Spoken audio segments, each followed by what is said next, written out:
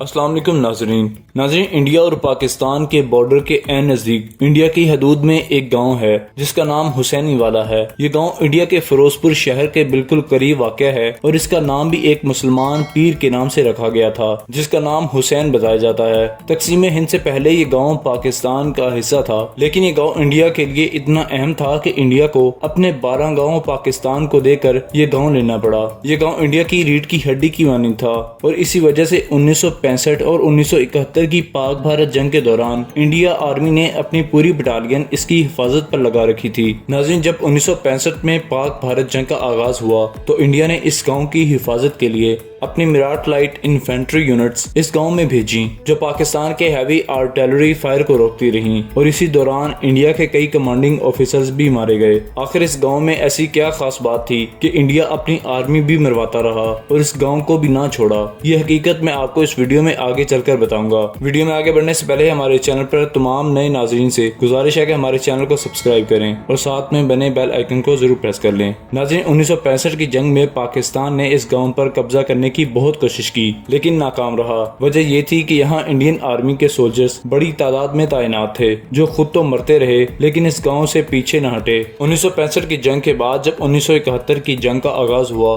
تو 3 دسمبر کے دن پاکستان کی 106 بریگیڈ نے حسینی والا گاؤں پر زبردست قسم کا اٹیک کیا، جبکہ انڈیا کی جانب سے 15 پنجاب بٹالین پاکستان کے اس حملے کو ڈیفینڈ کر رہی تھی۔ پاکستان کا یہ حملہ اس قدر خوفناک تھا کہ انڈین آرمی کی اس بٹالین کو صرف موت نظر آ رہی تھی اور انڈین آرمی یہ بٹالین پیچھے ہٹنے پر مجبور ہو گئی، اور پھر پاکستان آرمی نے صرف ایک دن کے اندر انڈیا سے یہ گاؤں چھین لیا۔ 3 دسمبر کی رات تک پاکستان آرمی حسینی والا کو اپنے قبضے میں لے چکی تھی۔ پاکستان کے اس حملے میں انڈین آرمی کے میجر کنول جیت سندھو اور میجر وڑائچ کے ساتھ ساتھ کئی آرمی آفیسرز اور سولجرز کو بھی گرفتار کر لیا گیا۔ 1971 کی جنگ جب ختم ہوئی تو پاکستان اور انڈیا کے درمیان ایگریمنٹس ہوئے جس کے تحت پاکستان کو حسینی والا گاؤں انڈیا کو واپس کرنا پڑا۔ جیسے کہ میں نے آپ کو پہلے بھی بتایا کہ تقسیم برصغیر سے پہلے یہ گاؤں انڈیا کا نہیں تھا۔ 1947 میں پاکستان جب آزاد ہوا تو یہ گاؤں پاکستان کی باؤنڈری لائن کے اندر آیا تھا، یعنی یہ گاؤں پاکستان کا حصہ تھا۔ 1961 تک یہ گاؤں پاکستان کے پاس رہا، لیکن انڈیا اس گاؤں کو کسی بھی صورت میں حاصل کرنا چاہتا تھا اور اس کے لیے کسی بھی حد تک جا سکتا تھا۔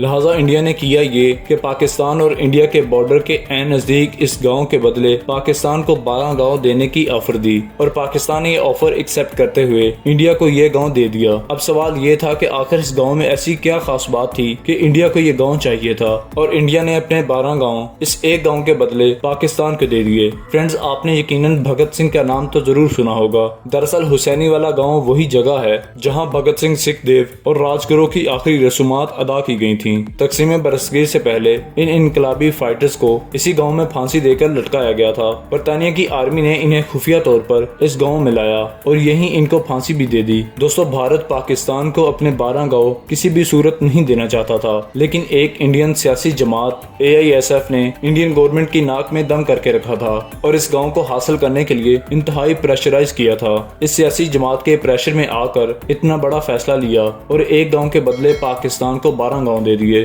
تو فرینڈز، آپ کو یہ ویڈیو کیسی لگی؟ کمنٹ سیکشن میں اپنی قیمتی رائے کا اظہار ضرور کیجیے گا، اور ایسے ہی انفارمیٹیو ویڈیوز دیکھنے کے لیے ہمارے چینل کو سبسکرائب کریں اور ساتھ میں بنے بیل آئیکن کو ضرور پریس کر لیجیے گا تاکہ ہماری مزید نئی آنے والی ویڈیوز آپ کو نوٹیفیکیشنز کے ساتھ مل سکیں۔ ملتے ہیں اسی طرح کی ایک نئی انفارمیٹیو ویڈیو کے ساتھ، تب تک کے لیے اپنا اور اپنے پیاروں کا خیال رکھیے گا۔ اللہ حافظ۔